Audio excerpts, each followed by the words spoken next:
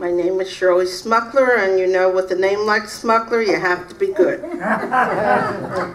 It's Smuckler, but for the L of it, it would have been Smuckers. Contrast. Shyness with eyes turned downward. Afraid of so many things. Afraid to take risks. Afraid to speak. Afraid of people, new places, new ideas, new situations. Fear and sadness were the partners of shyness, but that was long ago.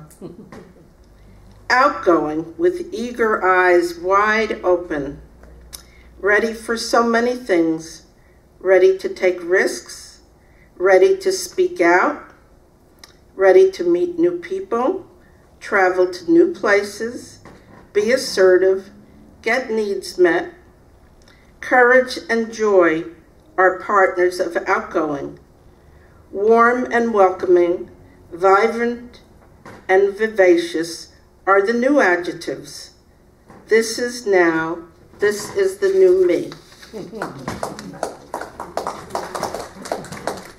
Next poem, I know. I know what to do, but I don't always do it. I know what to say, but I can't always say it. In school, I knew the answers, but didn't have the courage to try. So I sat there in silence and felt like I wanted to cry. If I knew then what I know now, how different life would have been. The waste that I subjected myself to was really quite a sin. Guilt, fear, depression, and anxiety ruled my life. Sadness and repression hurt like a knife that cut away the joy of living and kept me away from a life of giving, of the gifts which were mine to share. Instead of joy, there was despair. But miracles happened, and miracles were mine. Happiness came to me through the divine. Depression was lifted. I came into the light. Joyfulness came. Things began to feel right. One by one, the fears fell from my being. I developed and cultured a whole new way of seeing the world from a whole different place. I know now that I was given God's special grace. I sing and I dance, I skip and I prance. My husband and I know a whole new romance. New friends I do have, new interests besides. I feel so thankful for turning the tide, from negative to positive, from sorrowful to grateful. From agnostic I turn to one of the faithful.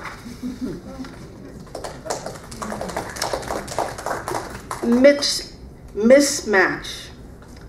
Rosy-cheeked beauty spotted having a nap. Girl, age 21. Right age for marriage. Good match for son, age 24.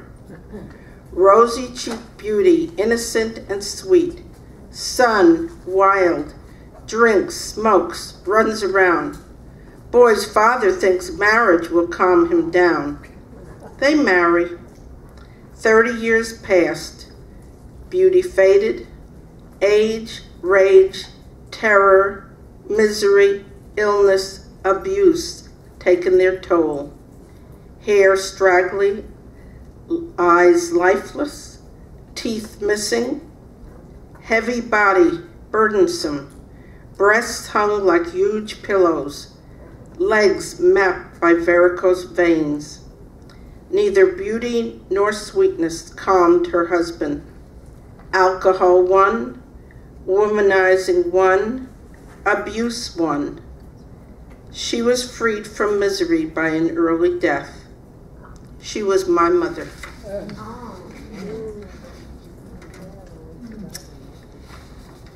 A day at the shore. I awoke. Beautiful memories of yesterday drift into my consciousness. Halt! I feel a poem coming on. A day at the shore. a country blackboard filled with scribbled notes, waves lapping at the shore, wassa bread, picture albums of times gone by and new generations of children, stories of the good old days, updates on today's happenings, a lighthouse painting by a young Bonnie, Grandpa's baptismal certificate on the wall, decorated shutters and window boxes, a sandy landscape meets the eye, self-flown explorations, a lovely bisque, tender seafood on toasted buns, food carefully and slowly prepared with loving attention, goblets of pearly pink, sky blue, daffodil yellow, lime green, crowned by a giant scarlet strawberries.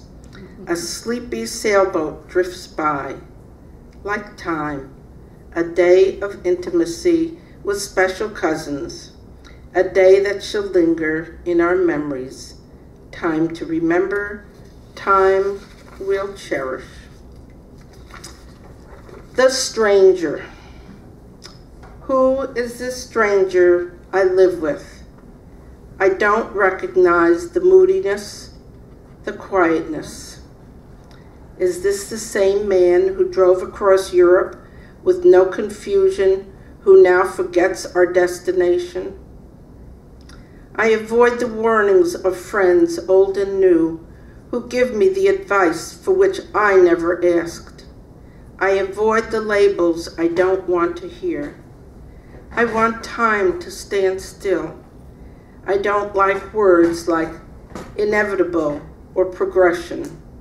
I try to stay in today, for the tomorrows are too scary. Grandma Moses paintings.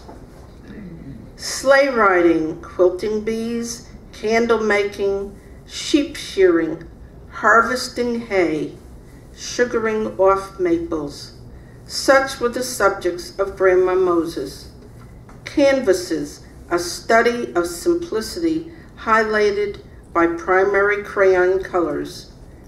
Primitive, pleasing landscapes, rustic red roofs, sunflower yellows, brilliant blue skies, sparkling snowy hilltops, spread like silvery slipcovers, coating the land. Peaceful pastorals, her passwords inviting us into her world.